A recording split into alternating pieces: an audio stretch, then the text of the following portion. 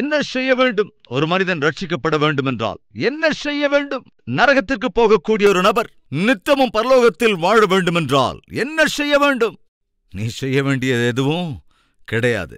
ஏனென்றால் செய்ய வேண்டியதெல்லாவற்றையும் ஆண்டவராக இயேசு கிறிஸ்து சிலுவையின் மீது உனக்காக செய்து முடித்து விட்டார். என்ன செய்தார்? உனக்கு வரவேண்டிய சிக்ஷையை தன் மீது சுமத்திக் கொண்டார். உனக்கு வரவேண்டிய மரணத்தை தாம் ஏற்றுக்கொண்டார். உன்னுடைய சிக்ஷையை சுமந்தார். உன்னுடைய ஸ்தானத்திலே மரித்தார். தேவாதி தேவன் என்பதனாலே மறுபடியும் அவர் உயிர்த்தெழுந்தார். இனி நீ செய்ய வேண்டியதொன்றுமில்லை. அந்த இயேசு கிறிஸ்துவை உன் சொந்த இரட்சகராக ஏற்றுக்கொண்டு முழு இருதயத்தோடு ஜெபித்தால் போதும். சும்மா இருங்க பிரதர், அவ்வளவு பெரிய ரட்சிப்பு, அவ்வளவு பெரிய பரலோகம், அதை நான் எதுவும் செய்யாமல் எப்படி பெற முடியும்? நீ எதுவும் செய்ய வேண்டிய அவசியம் இல்லை. ஒரு ஐஸ்வர்யவான் ஒரு பட்டணத்திற்கு சென்று வியாபாரம் செய்து கொண்டிருப்பவன் அப்படி வியாபாரத்திற்கு சென்று செய்து கொண்டிருந்த போது தன்னிடத்திலே ஒரு நம்பிக்கையா இருந்த ஒருவன், அந்த ஐஸ்வர்யவான் தன் வியாபாரத்தை முடித்து திரும்ப தன் ஊருக்கு போகிறான். அப்படி போவதற்கு முன்பு அவரிடத்திலே மிகவும் நம்பிக்கையோடு வேலை செய்கிற அந்த நபருக்கு சுவிசேஷத்தை சொல்ல வேண்டும் என நினைத்து, தம்பி உனக்கு ஒரு விஷயம் சொல்லணும். நாம் யாருமே நீதிமான்கள் அல்ல, உத்தமமானவர்கள் அல்ல. நீதியும் உத்தமமும் பரிசுத்தமும் இல்லாதவர்கள் பரலோகத்திற்கு போகிற சான்ஸ் இல்லை. ஏனென்றால் பரலோகத்தில் வாசம் பண்ணுகிற தேவன் பரிசுத்தர். அது பரிசுத்தர்கள் வாசம் பண்ணுகிற இடம், பாவிகளுக்கு அங்கே இடமில்லை என்றபோது அந்த ஒர்க்கர் சொன்னார், பாவிகளுக்கு பரலோகத்திலே இடம் இல்லை என்றால் இந்த பூமியில் இருக்கிற எல்லோருமே கூட பாவிகள் தானே சார்? நீதிமான ஒருவருமே இல்லைல்ல சார்? அப்ப பரலோகத்துக்கு போகிற சான்ஸ் இல்லைல்ல சார்? சான்ஸ் இருக்கு. சான்ஸ் இருக்கா? நீயும் நானும் பாவியான மனிதர்கள் தான். ஆனால் உன்னையும் என்னையும் நீதிமானாக்குவதற்கு, நம்மை மன்னிப்பதற்கு தேவாதி தேவனை இறங்கி வந்தார். உனக்காக எனக்காக அவர் சிலுவையிலே மரித்தார், கிரயம் செலுத்திவிட்டார். இனி நீயும் நானும் நரகத்திற்கு போக வேண்டிய அவசியமில்லை. அவரை சொந்த இரட்சகராக ஏற்றுக்கொண்டால் போதும், சுலபமாக பரலோகத்திற்கு போய்விட முடியும். சும்மா இருங்க சார், அவ்வளவு பெரிய பரலோகத்துக்கு எதுவும் செய்யாம நாம் எப்படி போக முடியும்? ஏதாவது நாம செய்யணும்ல. தான தர்மங்களாவது செய்யணும், புண்ணிய கஷேத்திரங்களை தரிசிக்கணும், இப்படி ஏதாவது செய்யணும். செய்யலன்னா நமக்கு மோட்சம் கிடைக்காது. அப்போ அந்த வியாபாரி சொன்னார், தம்பி பரலோகத்துக்கு போறதுக்கு நாம எதுவுமே செய்ய வேண்டிய அவசியம் இல்லையா? நாம செய்ய வேண்டியதெல்லாம் ஆண்டவர் செஞ்சிட்டாரு. அதை ஃப்ரீயா நீ வாங்கிக்கிட்டா அது போதும். இலவசமாக அவர் அருளுகிற அந்த வெகுமதியை ஏற்றுக்கொண்டால் போதும். இலவசமாய் அவர் தருகிற அந்த பரலோக பாக்கியத்தை பெற்றுக்கொண்டால் போதும். அது விலையேற பெற்றது. பரலோகத்திலே பிரவேசிப்பது என்பது இந்த உலகத்திலே யாராக இருந்தாலும் தன்னுடைய பேங்க் பேலன்ஸ் எல்லாத்தையும் சேர்த்து கொடுத்தா கூட பரலோகத்துக்கான டிக்கெட் வாங்க முடியாது. இந்த உலகத்திலே இருக்கிற பொன் எல்லாவற்றையும் சேர்த்து ஒருவேளை கொடுத்தாலும் கூட பரலோகத்திற்கான டிக்கெட்டை பெற முடியாது. இந்த பூமியில எவ்வளவு பெரிய ஐஸ்வர்யவானா இருந்தாலும், எவ்வளவு பெரிய அழகனா இருந்தாலும், எவ்வளவு பெரிய அதிகாரியா இருந்தாலும் பரலோகத்துக்கு போற டிக்கெட் வாங்க முடியாது. அப்ப என்னதான் செய்யணும்? அட எதுவும் செய்ய வேண்டிய அவசியம் இல்லையா? ஆண்டவராகிய இயேசு கிறிஸ்து இலவசமாக உனக்கு தருகிற பாவ மன்னிப்பை நீ பெற்றுக்கொண்டால் போதும், பரலோகத்துக்கு போய்விடலாம். அது நம்ம சார், நீங்க சொல்றது எனக்கு எதுவுமே புரியல. ஏதோ ஒன்று செய்யணும்ல, செய்யாம எப்படி பரலோகத்துக்கு? ஐயா எதுவும் செய்ய வேண்டிய அவசியம் இல்லை. செய்ய வேண்டியது எல்லாத்தையும் ஆண்டவர் செஞ்சுட்டாரு. ஆனா அந்த பணியாளனுக்கு ஏனோ நம்பிக்கை வரவே இல்லை. சரி, இவர் சொல்ல வேண்டிய சுவிசேஷத்தை சொல்லித்தான் வியாபாரத்தை முடித்து திரும்ப புறப்படுகிற போது திடீரென்று அந்த வேலையாள் வந்தான். ஐயா நீங்க புறப்பட்டீங்களா? ஆமாப்பா நான் புறப்பட்டுட்டேன். நீங்க என்ன ரொம்ப அன்பா பாத்துக்கிட்டீங்க, ரொம்ப அரவணைச்சு நடந்துக்கிட்டீங்க, ஒரு ஒர்க்கர் மாதிரி பார்க்கல, சொந்த தம்பி மாதிரி பாத்தீங்க. நீங்க என்ன விட்டு போறீங்கன்னு நினைச்சாலே இருதயம் ஏதோ பாரமா இருக்கு. அதனால உங்களுக்கு ஏதாவது தரணும்னு ஆசைப்படுறேன் என்று சொல்லி தான் நீண்ட காலமாய் தன்னோடு வைத்திருந்த ஒரு விலையேற பெற்ற கோல்ட் ரிங்கை கொண்டு வந்து அந்த எஜமானனுக்கு கொடுத்தார். அந்த பெரிய வியாபாரிக்கு கொடுத்து, ஐயா என் மீது காண்பித்த அன்புக்கு, எனக்கு கொடுத்த வேலைக்கு நன்றி உணர்வோட இந்த மோதிரத்தை தர விரும்புறேன், வாங்கிக்கோங்கய்யா. அப்போ அந்த பெரிய வியாபாரி தன்னிடத்திலே வேலை செய்த அந்த தம்பி காண்பித்த நன்றி உணர்வுக்கு அவனுடைய அன்பினாலே கரைந்து போய், தம்பி நீயோ ஒரு ஏழை, இந்த தங்க மோதிரம் உன்னுடைய பார்வையில் மிகவும் விலையேற பெற்றது, அதை நான் இலவசமா வாங்கிக்க மாட்டேன். அதனால இதுக்கு கண்டிப்பா ஏதாவது நான் கொடுப்பேன். எவ்வளவு உனக்கு வேணுமோ சொல்லு. ஐயோ அதுக்கு விலை கொடுக்குறேன்னு சொல்றீங்க, என்னங்கய்யா? அது விலை நிர்ணயிக்க முடியாதுங்க.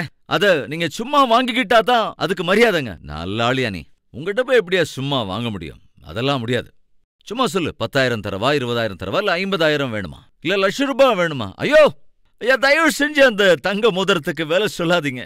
அது 10,000 கொடுத்தோ 20,000 50,000 லட்சம் கொடுத்தோ வாங்குறது இல்லைங்க. தயவு செஞ்சு அதுக்கெல்லாம் விலை நிர்ணயிக்காதீங்க. இருக்கிறத அப்படியே வாங்கிக்கோங்க. எப்படின்னாப்பா இப்படி சொல்றேன்? நீ உனக்கு நான் எதுவும் கொடுக்க எப்படி சும்மா வாங்கிக்க முடியும்? கண்டிப்பா அதுக்கு ஏதாவது நான் தரேன். சொல்லு, ₹1,00,000 கூட நான் கொடுக்குறேன். அந்த பணியாளன் 2 கரங்களை கூப்பி சொன்னான், ஐயா, தயவு செய்து அதுக்கு எந்த விலையும் நிர்ணயிக்காதீங்க, அது இருக்கிறபடியே ஃப்ரீயா எடுத்துக்கங்க. எப்படியா ஃப்ரீயா எடுத்துக்க முடியும்?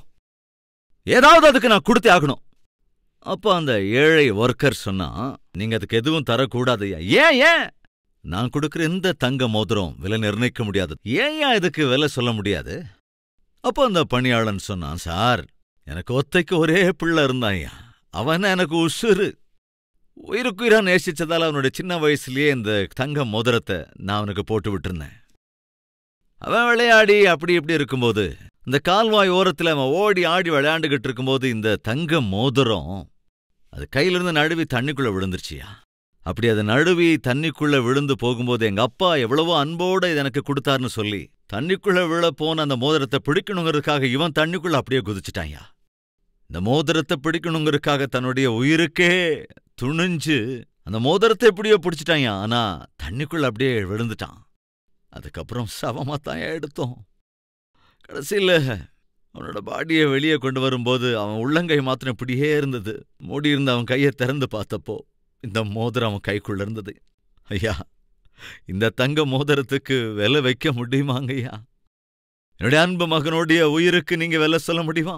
இந்த மோதிரத்தை காப்பாற்றணுங்கிறதுக்காக என் புள்ள தன்னோட உயிரையே தியாகம் பண்ணிட்டான். தயவு செஞ்சு அதுக்கு எந்த விலையும் நிர்ணயிக்காதீங்க. அது இலவசமா நீங்க என்கிட்ட வாங்கினாத்தான் அது எனக்கு சந்தோஷத்தை கொடுக்கும். ஐயா, கண்ணீர் சிந்திக்கொண்டே அந்த ஒர்க்கர் இந்த கதையை சொன்னபோது அதை கேட்டுக்கொண்டிருந்த அந்த வியாபாரியின் கண்ணீர் சிந்தி ஒரு வார்த்தை சொன்னார். உன்னுடைய பிள்ளை இந்த மோதிரத்தை காப்பாற்றும் முயற்சியிலே தன் உயிரையே தியாகம் பண்ணினதால் தான் அதுக்கு விலை சொல்லாதன்னு சொல்றல. உன்னையும் என்னையும் காப்பாற்றுகிற முயற்சியில்தான் பரலோகத்திலிருந்து இறங்கி வந்த தேவனுடைய குமாரன் உன்னையும் என்னையும் காப்பாற்றுவதற்காக தம்முடைய உயிரையே தியாகம் பண்ணினார் அல்லவா? அவ்வளவு அன்பாய் நேசித்த அந்த குமாரன் உனக்கு அருளியிருக்கிற ரட்சிப்பின் பாக்கியத்துக்கு நீ விலை கொடுக்கணுங்கிறியே.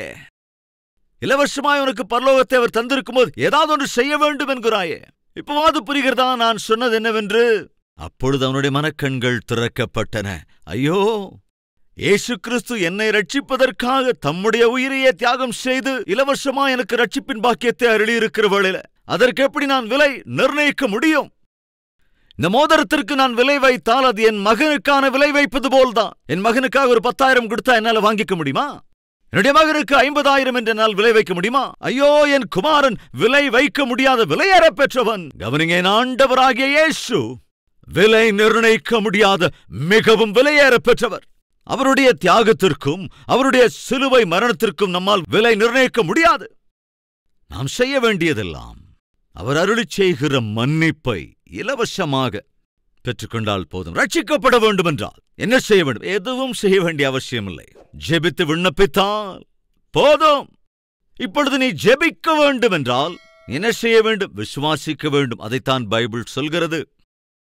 ஆண்டவருடைய நாமத்தில் யார் ஜெபித்தாலும் அவர்கள் ரட்சிக்கப்படுவார்கள். ஒரு மனிதன் ரட்சிக்கப்பட வேண்டும் என்றால் விசுவாசிக்க வேண்டும். யாரை விசுவாசிக்க வேண்டும்? இயேசு கிறிஸ்துவை விசுவாசிக்க வேண்டும்.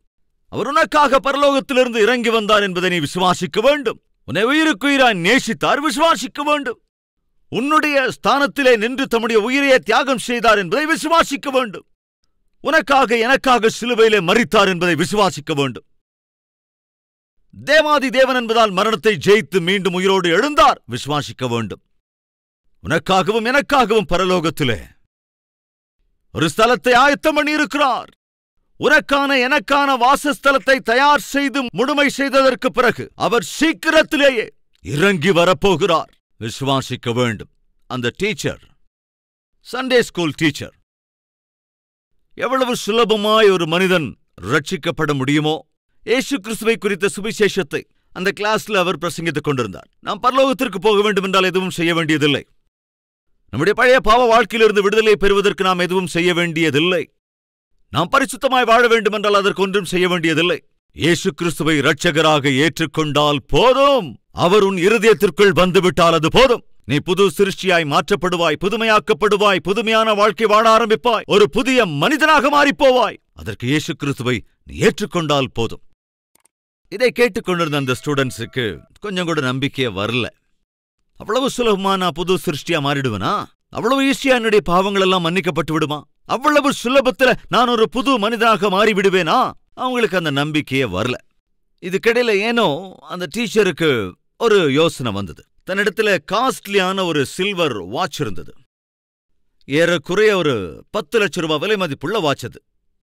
சடனா அவர் அந்த வாட்சை கழற்றி, இந்த வாட்சை நான் உங்களுக்கு தரப்போறேன். அந்த ஃப்ரண்ட் ரோல் உட்கார்ந்திருந்த அந்த ஸ்டூடெண்ட்டை பார்த்து, இந்தா இந்த வாட்சை வாங்கிக்கோ. அந்த ஸ்டூடெண்ட் சிரிச்சான்.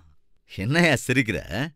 இந்த வாட்சை வாங்கிக்கோ. சும்மா இருங்க சார், உங்களுக்கு நான் தான் கிடைச்சனா சார்? எதுக்குடா இப்படி விளையாடுறதுக்கு? சும்மா இருங்க சார் என்று உட்கார்ந்து விட்டான். அடுத்த பையன்கிட்ட வாட்சை கொடுத்து, நீ இந்த வாட்ச் எடுத்துக்கடா.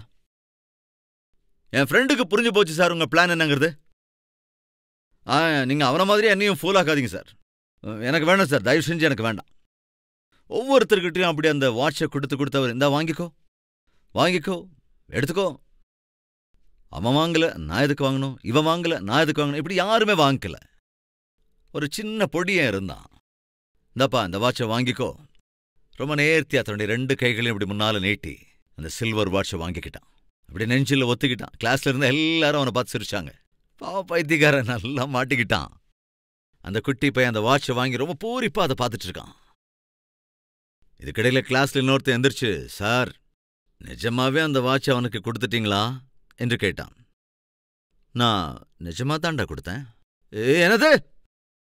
அந்த சில்வர் வாட்ச் உண்மையாவே அவனுக்கு கொடுத்துட்டீங்களா?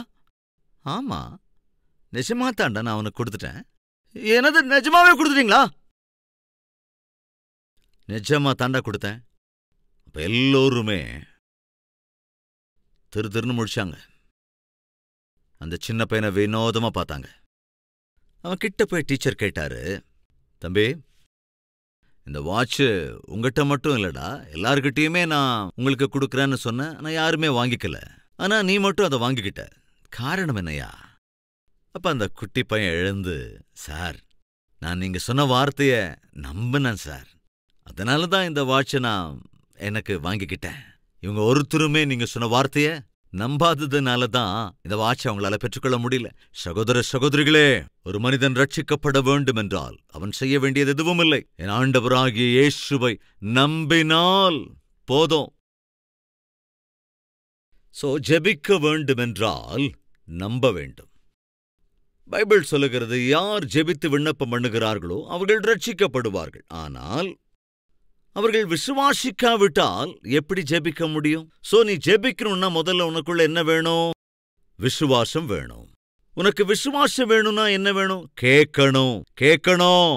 கேள்வியினால்தான் விசுவாசம் வரும். ஒரு மனிதன் விசுவாசிக்க வேண்டுமென்றால் அந்த மனிதன் கேட்க வேண்டும்.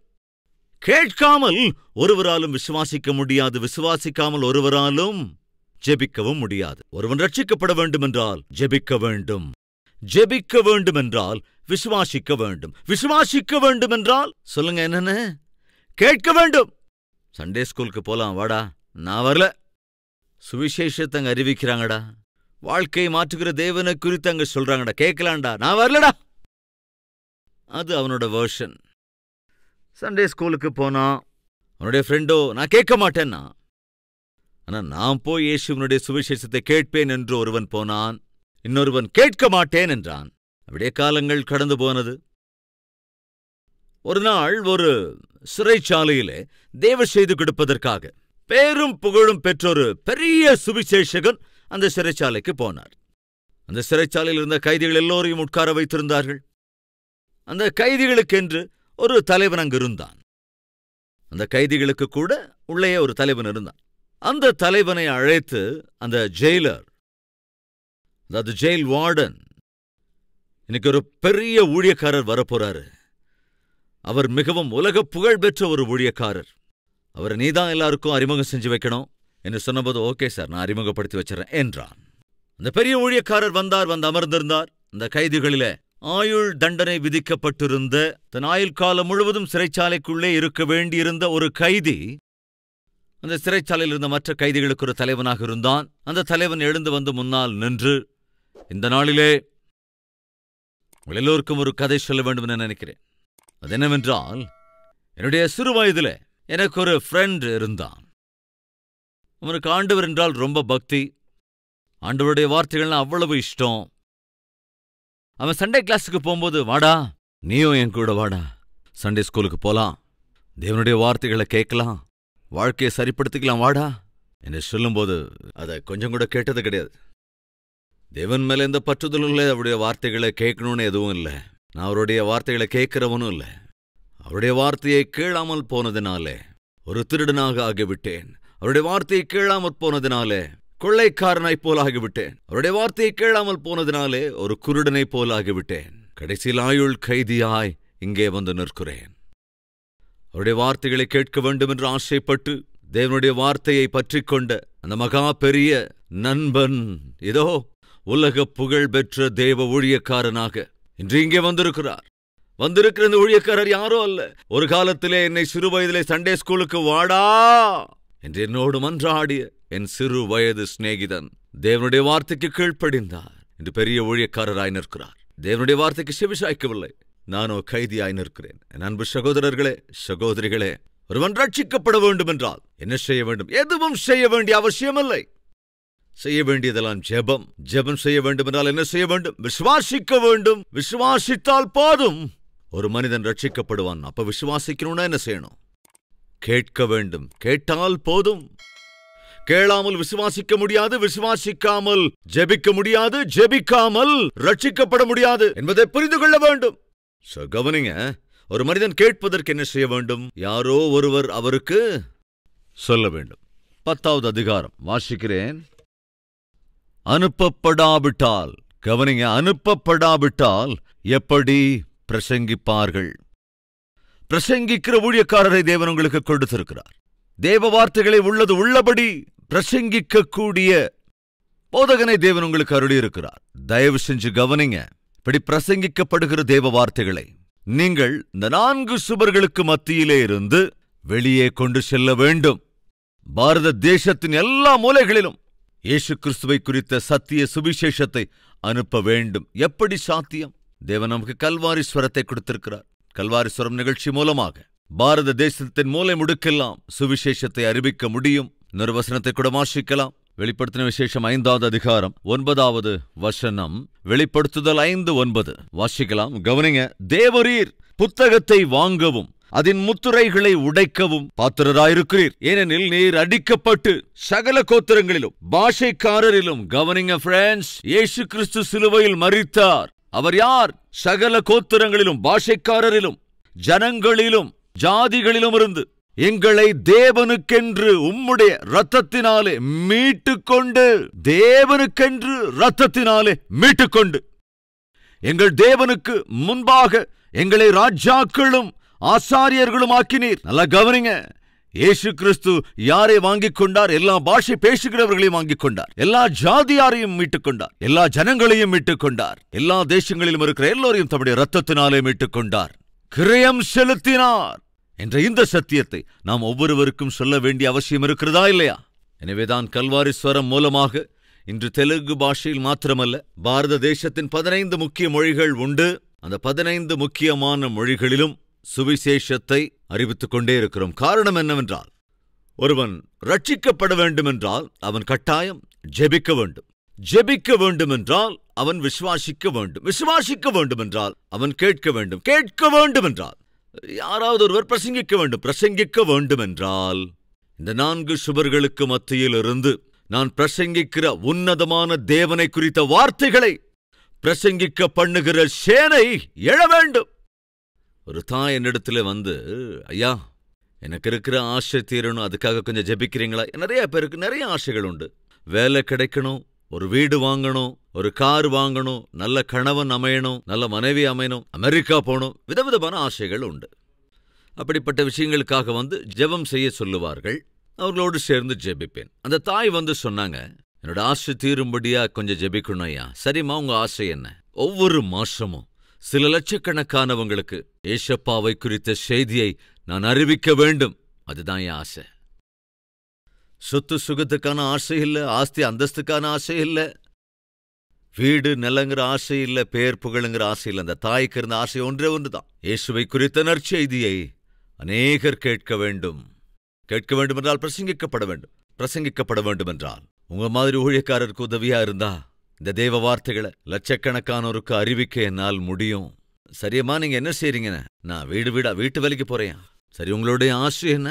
ஒவ்வொரு மாதமும் கல்வாரிஸ்வரம் நிகழ்ச்சிக்கு காணிக்கை கொடுத்து சில லட்சக்கணக்கானவங்களுக்கு சுவிசேஷத்தை அறிவிக்கணும். அதுதான் என் ஆசை.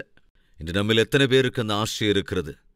எத்தனை பேருக்குள்ள அந்த தாகம் இருக்கிறது? அன்பு சகோதர சகோதரிகளே, ஒருவன் ரட்சிக்கப்பட வேண்டுமென்றால் மறந்து போயிடாதீங்க, ஜெபிக்க வேண்டும். ஜெபிக்க வேண்டுமென்றால் விசுவாசிக்க வேண்டும். விசுவாசிக்க வேண்டுமென்றால் கேட்க வேண்டும். கேட்க வேண்டுமென்றால் கேட்க பண்ண வேண்டும். கேட்க பண்ண வேண்டுமென்றால் உங்களில் ஒவ்வொருவருமே அதற்கு முன்வர வேண்டும். வாருங்கள், அநேக லட்சக்கணக்கானோருக்கு சுவிசேஷத்தை அறிவிப்பதற்கு கல்வாரிஸ்வரம் மூலமாக சுவிசேஷ தானத்தை செய்யுங்கள். ஸ்பான்சர்ஸ் மீட்ல வந்து கலந்து கொள்ளுங்கள். அல்லது நீங்கள் இருக்கிற இடத்தில் ஆண்டவருக்காக சாட்சியாக வாழுங்கள். குடும்ப உறுப்பினர்களை ஆண்டவருடைய சன்னதிக்கு நேராக நடத்துங்கள். ஆனால் மௌனமா மாத்திரம் இருந்து விடாதீர்கள். தெரிந்திருக்கிற சத்தியத்தை பிறருக்கு தெரியப்படுத்தாவிட்டால் அது நமக்கு சிரமமாக, நஷ்டமாக மாறக்கூடும். ஜெபிக்காமல் ரட்சிக்கப்பட முடியாது. விசுவாசிக்காமல் ஜெபிக்க முடியாது. கேட்காமல் விசுவாசிக்க முடியாது. அறிவிக்காவிட்டால் கேட்க முடியாது. அறிவிக்கக்கூடிய ஊழியக்காரரை அனுப்பாவிட்டால் அறிவிக்கப்படுவது சாத்தியம் அல்ல. இந்த மொத்த சர்க்கிள்ல மிகவும் முக்கியமானவர்கள் யாரென்றால் அறிவிக்கின்றவர்கள் தான். யாரது? நீங்கள்தான்.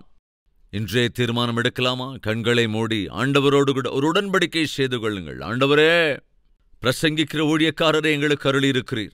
அதை அறிவிக்க வேண்டிய பொறுப்புள்ளவர்கள் நாங்கள். உம்முடைய இந்த சத்தியம் ஒவ்வொரு பாஷை பேசுகிறவர்களுக்கும், ஒவ்வொரு மனிதனுக்கும், ஒவ்வொரு இனத்தாருக்கும், ஒவ்வொரு ஊராருக்கும் அறிவிக்க வேண்டும். ஏனென்றால் ஒவ்வொருவரையும் நீர் கிரயம் செலுத்தி மீட்டுக் கொண்டிருக்கிறீர். ஒரு பாஷையில் மாத்திரமல்ல உம்முடைய இந்த சுவிசேஷம் அறிவிக்கப்பட வேண்டியது. எங்கள் தேசத்தின் எல்லா பாஷைகளிலும் ஆண்டவரே, இந்த சுவிசேஷம் அறிவிக்கப்பட வேண்டும். அறிவிக்கப்பட வேண்டும் என்றால் நாங்கள் தானே அறிவிக்கப்படுவதற்கு உதவியாயிருக்க வேண்டும். அந்த பலனை எங்கள் ஒவ்வொருவருக்கும் அருளி செய்யுங்கப்பா. என்று ஒவ்வொருவரும் ஒருமனப்பட்டு ஜெபிக்கலாமா?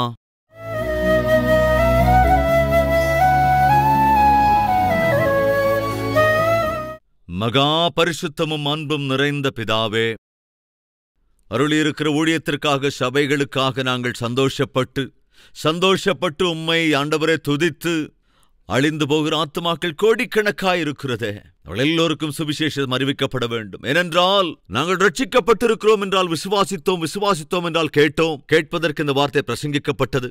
எந்த வார்த்தைகள் எங்கள் வாழ்க்கையில் எவ்வளவு பெரிய மாற்றத்தை கொண்டு வந்ததோ அதே வார்த்தையை லட்சக்கணக்கானோருக்கு ஆண்டவரே அறிவிக்க வேண்டிய பொறுப்பு எங்கள் ஒவ்வொருவர் மேலும் இருக்கிறது. இந்த சத்தியத்தை உணர்ந்திருக்கிறோம். நம்முடைய மரணத்தையும் உயிர்த்தெழுதலையும் பறைசாற்ற வேண்டிய பொறுப்பு எங்களுக்கு இருக்கிறது என்பதை நாங்கள் நினைவு கூறுகிறோம்.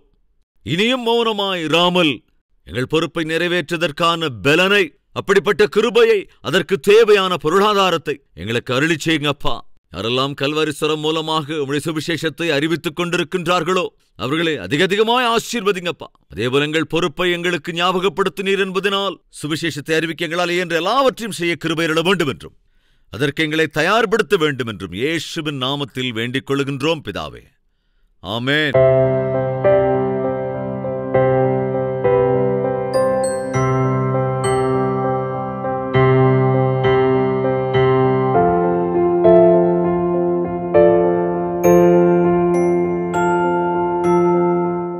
எங்கள் முகவரி: கல்வரி, தபால் பெட்டி எண் 30, குக்கட்பள்ளி, ஹைதராபாத் 72.